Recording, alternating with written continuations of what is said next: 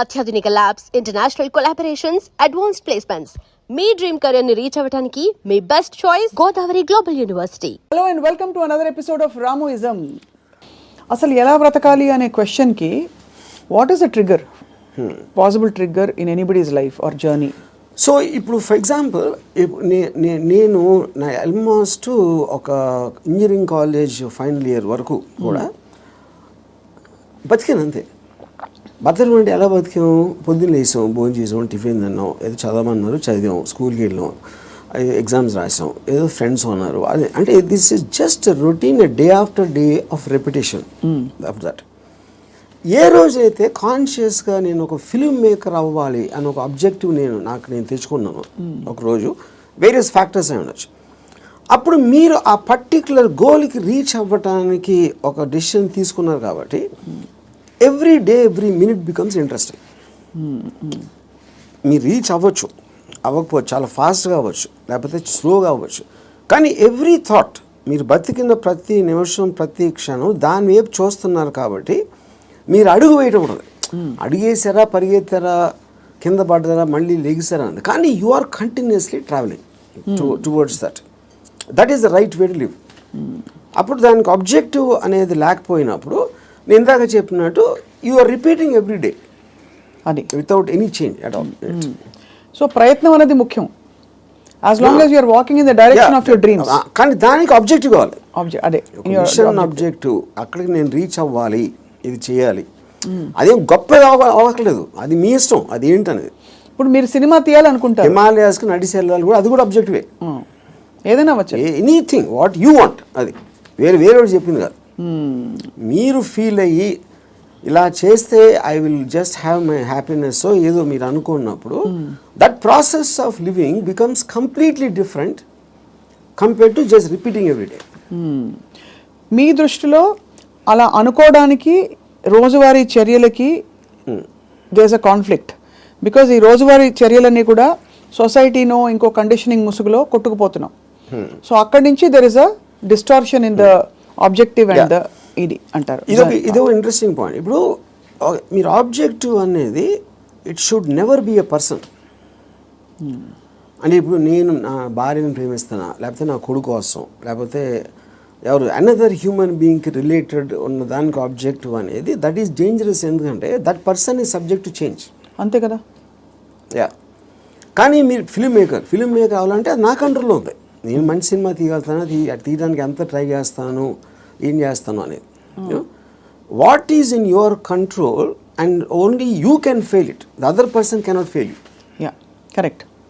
మీ effort, మీ attempt అనేది మీ చేతిలో ఉంటుంది. కాబట్టి you will never feel a sense of failure.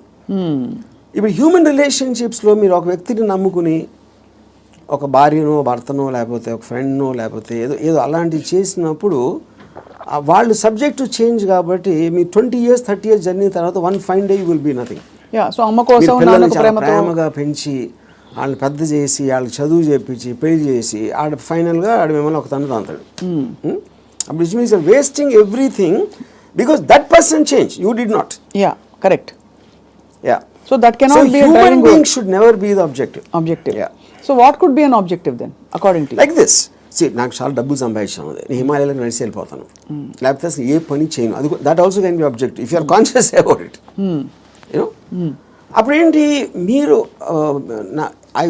నేను అనుకోండి, I look forward to every time I wake up in the morning. I just get a pleasure to see that this is what I can do. This is what I'm supposed to do today. ఈ meetings నాకు ఉన్నాయి X and Y. Continuous excitement ఉంటుంది. So excitement is the actual point. You know? Right. Excitement is an emotion actually, if you look at it. You know, మీరు ఇప్పుడు అంటే purely happiness, sadness అనేది they're associated with memories. They're about degrees. అది correct. ఒకరోజు సాడ్గా ఉండొచ్చు, ఒకరోజు హ్యాపీగా ఉండొచ్చు, ఒక మూమెంట్ ఇది మారచ్చు. Excitement also can be negative, but still it makes you feel alive. Correct. Yeah, because excitement is negative because it is temporary. Yeah, I mean, see, you have taken a decision where there is a certain risk, for example. But still that is exciting. Correct. Me adrenaline rush అయితే వస్తుంది కదా మీకు. So a continuous excitement to feel out is the best way of living. ఎలా బతకాలంటే ఎక్సైట్మెంట్తో బతకాలి, one single word. అప్పుడు అది మీకు ప్యాషన్ ఇస్తుంది. You might yourself be psyching yourself up, but there is nothing wrong with that. మీరు ఒక దాన్ని ఆస్వాదించాలి అనేది ఆబ్జెక్ట్లో ఉండదు, అది మీరు ఫీల్ అయ్యే దాంట్లో ఉంటుంది.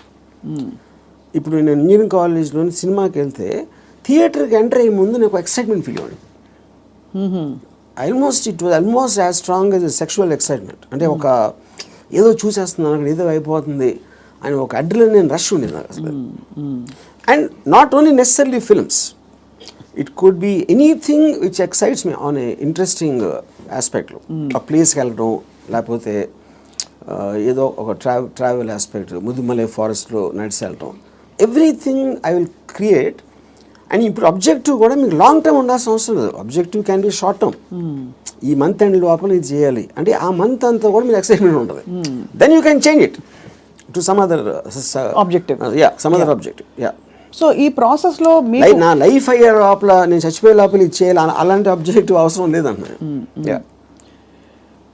ఈ ప్రాసెస్లో పొద్దున్న లేచి ఎక్సర్సైజ్ చేసి రోజుకి 10 పుషప్స్ అది ఇంక్రీజ్ చేసి 40 pushups that also is an objective. చాలా మందికి నాకు ప్రపంచం చూసేయాలి, I want to travel and experience new things అని అవన్నీ ఉంటాయి. కానీ అడ్డొచ్చేవి ఏంటంటే కుటుంబం, భార్యను తీసుకుని వెళ్ళాలి, ఆఫీస్లో బాస్ లీవ్ ఇవ్వడు, చేతిలో డబ్బు లేవు, ఇవన్నీ. So how do you make peace? ఇది పాయింట్. ఇంకొకళ్ళ కోసం బతకటం అనేది that is the first thing nobody should. ఎలా బతకాలి అంటే ఇంకొకళ్ళ కోసం బతకూడదు. ఇందాకేమన్నా నువ్వు ఇష్టం వచ్చినట్టు బతకాలన్నా, ఇంకొకళ్ళ కోసం బతకపోవటం అనేది ఫస్ట్ చేయాల్సిన పని. అది ఎలా బతకాలంటే, అంటే భార్య రాకపోయినా ఎవరైనా సరే, anybody except for you, nobody is important. ఇంకోళ్ళ ఇంపార్టెన్స్ ఏంటంటే మీ హ్యాపీనెస్ని ఇంక్రీజ్ చేస్తాడు. దానికి యాడ్ అయిన వాళ్ళు they're worth it. Anytime they subtract it or they create a pressure, they should be out of your life. అది ఎవరు, మీ పిల్లల, భార్య, ఈళ్ళాలి, ఎవరైనా సరే, anybody who comes in between you and your excitement should be mercilessly taken away. చాలామంది ఇప్పుడు కుటుంబ సమేతంగా ఉండే వ్యక్తులందరూ కూడా ఇప్పుడు చూసి మీ మీద దాడికి వస్తారు. రామ్ గోపాల్ వర్మ గారు, టెంపరీ ఎక్సైట్మెంట్ కోసం మీరు ఒక వ్యవస్థనే ప్రశ్నిస్తున్నారా అని చెప్పి. అది ఫస్ట్ ఆఫ్ ఆల్ వ్యవస్థ అనేది కరెక్ట్ కాదు. ద పాయింట్, ఇది చాలా మందికి తెలుస్తుంది, వాళ్ళు బయటికి చెప్తారు అంతే. ఇప్పుడు మీకు ఉన్న ప్రాబ్లమ్స్, మనిషికి ఎప్పుడన్నా మీరు చూస్తే అది ప్రాబ్లమ్స్ అన్నీ are related to the people around. ఇప్పుడు నాకు దీంట్లో ఒక ఎగ్జాంపుల్ చెప్తాను. ఇళయరాజా గారు పర్టికులర్ టైంలో విలేజ్లో ఉండేవారు. అక్కడికి ఆయన చెన్నై వచ్చేమని ఆయన కజిన్ ఎవరు చెప్పారు. చెన్నై ఇక్కడే నేను బతలేవో, చెన్నైలో ఎలా బతుకుతున్నాను అంటే చెన్నైలో కుక్క కూడా బతుకుతుంది చెప్పాడు ఆయన.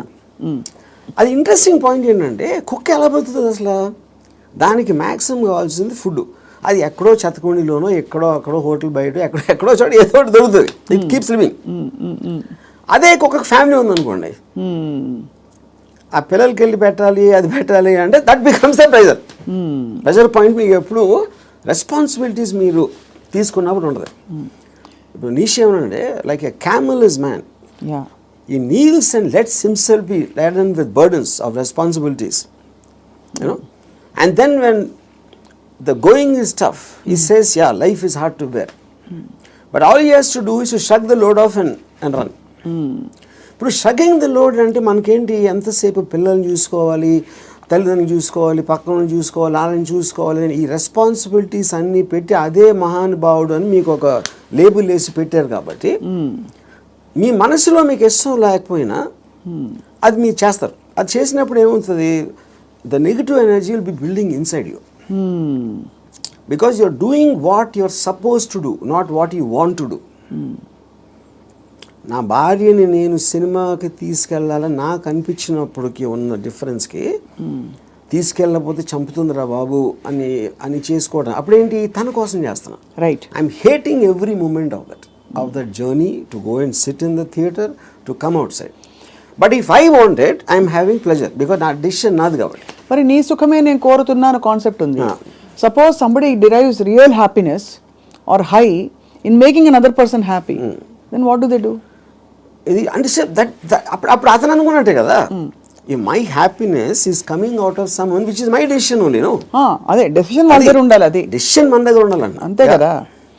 యా, ఎందుకంటే అందరికీ రోజు నిత్యం ఏదో సాధించాలి అని గోల్స్ ఉండకపోవచ్చు. ఎవరో ఏదో అనుకుంటారు, ఎవరో ఏదో బాధపడతారు, ఎవరో ఏదో కోపగిస్తారు అని వాళ్ళ కోసం చేయటానికి ఒక ప్రెషర్ తోటి మీకు అనిపించేయడానికి ఉంది కదా డిఫరెన్స్.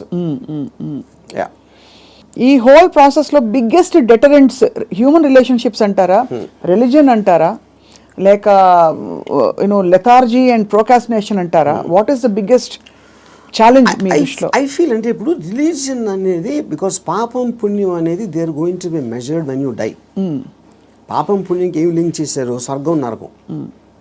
అది ఇప్పుడు నేను పోయినప్పుడు వస్తుంది, అది మాట్లాడతాం, కానీ that is not a big thing. What is the biggest thing is the reactions of the people around. ఎందుకంటే మీరు ఇంటరాక్ట్ అయ్యేది మనుషులే కదా. సో వాళ్ళు ఏదో అనేసుకుంటారు, వాళ్ళు ఏదో అనుకుంటారు, అనేసారు అని అంటారు. Constantly it is that pressure, people around. అందుకని people around are the biggest problem creators. వాళ్ళని కేర్ చేయని రోజు మీకన్నా హ్యాపీ పర్సన్ ఎవడో ఉండడు. అదేదో ఎలా ఉందంటే, ఇప్పుడు నన్ను ఎవరన్నా చాలా తెలివైన ఒకడు అన్నాడు, ఇంకోటేమో పెచ్చినా కొడుకు అంటారు. And both of them are correct. ఎందుకంటే వాడి పర్సెప్షన్లో అతనికి ఉన్న నాలెడ్జ్ నేను సేమ్ పర్సన్, కానీ అతను నన్ను చూసే విధానం ఇందాక నేను చెప్పిన ఎగ్జాంపుల్ లాగా వాడి వరల్డ్లో నేను వేరు. So I will be tolerant to that.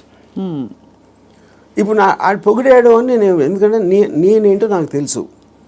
నేను అనుకునే దానికన్నా మీరు ఎక్కువ పొగిడితే మీరు ఫూల్ అనుకుంటాను, అనుకున్న దానికన్నా మీరు తను క్రిటిసైజ్ ఎక్కువ చేసినా ఫూల్ అనుకుంటాను. ఎందుకంటే my measurement is only me. I don't let someone else measure me. Yeah.